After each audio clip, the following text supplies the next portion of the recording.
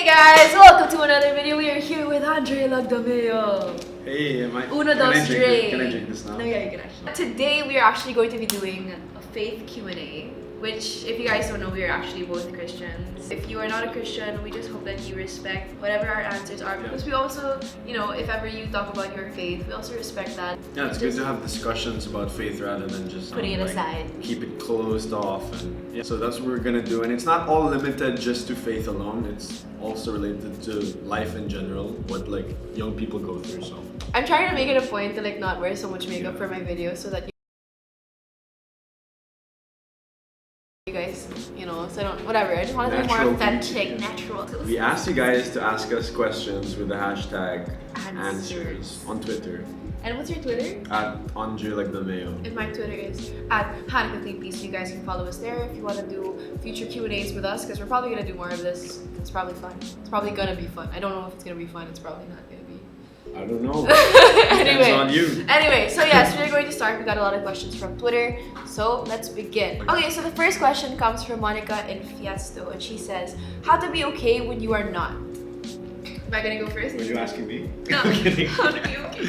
Well, the first thing I would say is it's the cliche, but it's okay not to be okay. Regardless of where your background is, how you were raised. Sometimes we pressure ourselves into thinking, oh, we have to be okay, we have to always be happy. And I mean, it's normal, but then at the same time, why are we making it a normal thing for us to always be okay when sometimes we won't always be okay? So when you aren't okay, I think you just have to ask yourself, why am I not being okay? What's wrong? You address what's going on, and then be honest with yourself as to why you feel that way, and then from there try to think of how you can solve the issue. And sometimes for me, when I'm going through so much internally with emotions, what I do is I look for someone I can talk to, someone I deeply trust, one of my best friends. Call him up, I say this is what's going on, and he just listens, and if necessary, if he has something to say that would encourage me, he says it.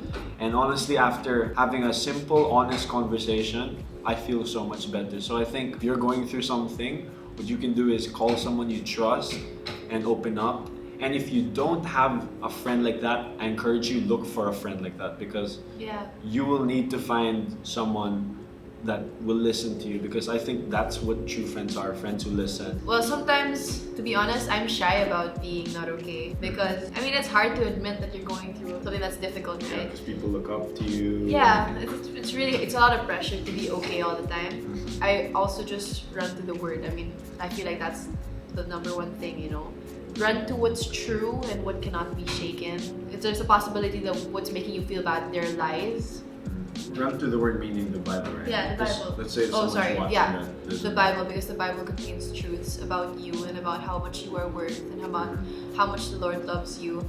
Or you could also go to YouTube. You can look for sermons. That's what I personally love doing. Sometimes I feel like the pastor's talking straight at me. Yeah. So if you're going through let's say anxiety or something, type of anxiety, sermons, you'll probably find a lot of videos there. So yeah, some of my favorite pastors are I talked about, Stephen Furtick, I like Carl Lenz, Judah Smith, John Gray. Those are really amazing pastors, and they can speak straight into your situation. So yeah, we have a lot of resources now. We should use it. Okay, this question is from, I think it's Rexella. She asked, what verse can you share to help and inspire people that are suffering from mental health or mental health issues? You want to answer first? Do you have a verse? I don't know what verse it is, but the verse talks about how sometimes the Lord puts us in situations that are difficult so that when we get through it, we can help those who are in the same situation. I go through a lot of worry and anxiety. I'm a very good worrier, as you guys know. What I always think about is, okay, I'm in this situation because the Lord is trying to teach me something, and I can teach those who are going through the same thing, which is exactly what's happening right now. For example, when we have these Q&As, or in my last video when I give advice to people, that's exactly why I think the Lord puts me in difficult situations, so I can help you guys who are going through the same thing. You have a verse. I know you have a verse. For me, one of my favorite go-to verses whenever I feel worried and really caught up in my head, it's Philippians 4:6. And it says, don't worry about anything, but pray about everything. I noticed that whenever problems come, we have the choice to make. Will I spend so much time just worrying and overthinking? Or why don't I just say, I'll get the same problem going on, but then I'll just give it up to God and say, okay, I don't know why this is happening, but I know that you're in control. I know that you work everything for good. And so it's basically the same thing happening, but your response is different. We all have that option to respond in worry or to respond in a positive way with faith. Yeah. Kyla said, how do you guys face rejection? Okay, well, for me, for example, I had a phase in high school where I was not really accepted because of my big personality and because I talked so much and I was so bubbly. And so because of that and because I felt as if I was not being accepted, I then toned myself down and I started becoming really sad and I was just not myself. But then later on I realized that the Lord made me this way, and if they don't accept me for who I am, then that's their problem. If others reject you, that's their loss, not yours. But you wonder. Actually, I was gonna say a similar thing when it comes to people, yeah.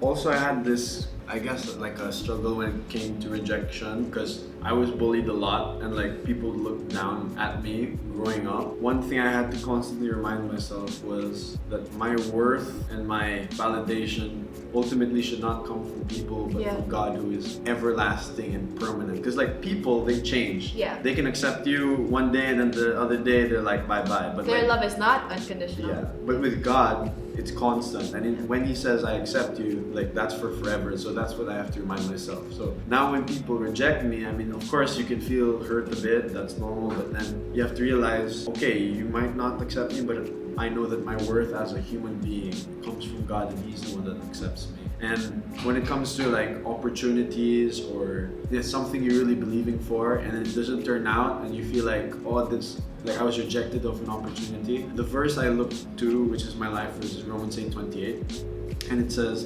and we know that all things work together for good for those that love God and are called according to His purpose. So you just like lip sync. Yeah. That's my dad's life verse. Oh yeah, so that's my life verse too. And so whenever something like that happens, I just remember it might not have turned out, but there's always going to be something better to come from this. Yeah. So. Cassandra said, how can a person be strong even if he or she feels like everything is falling apart? When everything's falling apart? Well, yeah, for this part, there's this verse, and it probably for you guys that, let's say, don't agree with what the Bible says, you might be like, what? But strangely enough, there's this verse that Paul wrote. He said, when I am weak, then I am strong. And you're probably thinking like, that makes no sense. When I am weak, then I'm strong. What? But like, there are so many times when emotionally I felt like I was weak, but it's only in those times where I really recognized that I needed God. And once I recognized that, that's when I had strength, like, oh, I don't have to look at what I have, because sometimes we look at our capacity, what we can do, our ability, and then we focus so much on ourselves. I think when you come to a point of weakness, you realize, okay, I can't do it on my own, and so you look outside now. And once you look outside and you look to the right source, which for me is God, then that's where I drew my strength from. Yeah. And sometimes He puts you in tough situations so that you could just run back to Him, and so that He can remind you that, hey, I'm here. Yeah, He allows problems to happen because without problems, you wouldn't be. Yeah, and like let's say if you don't have problems, then how can you grow as a person? Why would you need faith if everything in life is perfect? Yeah, perfect and fine. There's this quote that this life coach named Tony Robbins said, and he says, if we only realize that life is not happening to us but for us, then things would be so different. Wait, what? Say it again. If we realize that life is not happening to us but it's actually working for us, everything would be different. Life meaning the problems that happen. Yeah, wow. Yeah, so it's how we respond to it. Like when problems come, you can grow from that. That's an opportunity. Thanks God, you gave me an opportunity to grow. But then at first, of course, it's like, wow, the problem it's like crazy. Yeah. Wow, that's so interesting. That's a very You should watch it. It's on Netflix. Okay. Tony Robbins. Interesting. Okay, next question. Athena said, how to keep my faith stronger with God? If you ask the Lord for faith, He's going to allow trial and tribulation in your life. I found another quote. Like, when you ask God for growth, don't be surprised when it starts to rain. Ah. Yeah. And wait, sorry, I interrupted your answer. I mean, that's very similar to like Yeah. what I was gonna say. Like, Yeah. if you want your faith to be stronger, then you are going to be tested in ways that are gonna draw you back to the Lord. It's like when you go to the gym, like you're gonna have to go through carrying weight, Which is gonna hurt. yeah, for physical growth. And the same way, like spiritually, if you want your faith to grow, there's gonna have to be some battles you will Yeah, fight. yeah. But that's what we all go through. And also, if you want your faith to grow, surround yourselves with people that will push you towards growth, not people that will just lead you otherwise. And degrade you and Yeah. stuff. So have like a life group, have a connect group, have a group of people that community. a community that you really can run to and you can ask for good advice from people who have the same faith as you. Look for that circle and then draw from them also. Because you're not made to go through life alone. Yeah, you're not. Hannah Grace says, many people experience depression, anxiety, peer pressure, etc. Many Christians backslide because of this. How can we deal with such? For people who are going through depression or anxiety, I would say, Dear you. dear you, I would say, oh my god, if you read my tweets, it starts a lot like that. I think, let's say, there's some people I've noticed, let's say if I'm going through something big, some Christians will, it's like how they respond, they'll be like, oh, just pray. I mean, they mean good, but the way they say it is kind of degrading. It sounds insensitive. It's like, oh, all you have to do is this and you'll yeah. be healed. Or just pray, everything will work out, and you're here going through the biggest challenge of your life, Yeah. and someone says, just pray. It's like, what? I don't feel any comfort at all. So I think when someone you know is going through a trouble or a really big struggle, instead of just saying, oh, just pray, why don't you take time to listen to them? Take Don't time minimize to be their there issue. for them. Yeah, don't minimize what they're going through. And really ask, how are you doing? Some people just say, how are you, just to start a convo, but then you should actually do it to ask how the person is doing. And when they answer, be ready to listen. Yeah, sometimes that's all you can do. Yeah. And sometimes that's the most effective thing. Yeah. You just need to be there and to listen to them because it's nice to, let out things sometimes. I also have another additional answer is when someone's going through something, instead of condemning them you're going through that kasi you're doing this ikaw naman. I was getting but what I mean is when someone's going through a big issue, instead of condemning them and you point out everything they're doing wrong, why don't you point out everything they're doing right? Yeah, and encourage them. It's like we should respond in a different way because so many times it's easy for us to point out others' mistakes, others' flaws, when really we shouldn't do that. Yeah, let's be more kind with how we treat people. Yeah, Andre. Gosh. Next question. What? Just kidding. So Sophia asked, what do you do whenever you start to get insecure and doubt your abilities? One of the things that I really am passionate about is public speaking and talking in front of people. But there are times when I get really afraid and I begin to doubt myself, will I be able to do this? Am I qualified enough? And that whole overthinking process starts. But now, for me to take that in a healthy way, what I do is this. So whenever I feel really nervous and really scared, I take that as a reminder, okay, I can't do this on my own, so now God, I just need your help.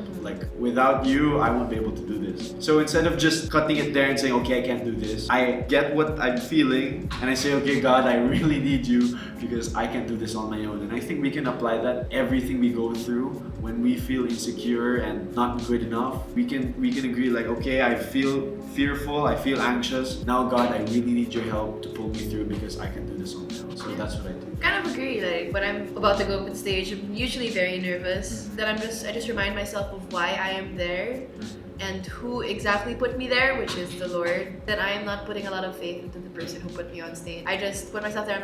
I'm not doing this for me. I'm doing this for whoever is going to benefit from this. So I just swallow my pride and I'm like, I could do this, we could do this. So we thought it was really boring to just sit down and answer questions. So now we're standing outside. No, my camera just died. Wait, Anshu, you're so tall. Kneel. Question from Janelle. She says, favorite song or songs from Hillsong United? Not Hillsong United lang, but Hillsong in general. I have so many favorite songs. For sure, Oceans, Scandal of Grace, Highs and Lows from the new album, Heart of God. So Alive. This is Living, Real Love. You could basically look their entire album and say, What a "That's beautiful it." name. I love that song. Not Today. Yeah. Love that song. Prince of Peace. Yeah, so many good songs. Wonder. Okay, yeah, guys, just check out Hillsong Their United. entire album's just Hillsong Young and amazing. Free. Yeah. Hillsong Worship. Just check them out on Spotify. You're gonna find a lot of good songs. Adriel said, "How can you feel that God is there?"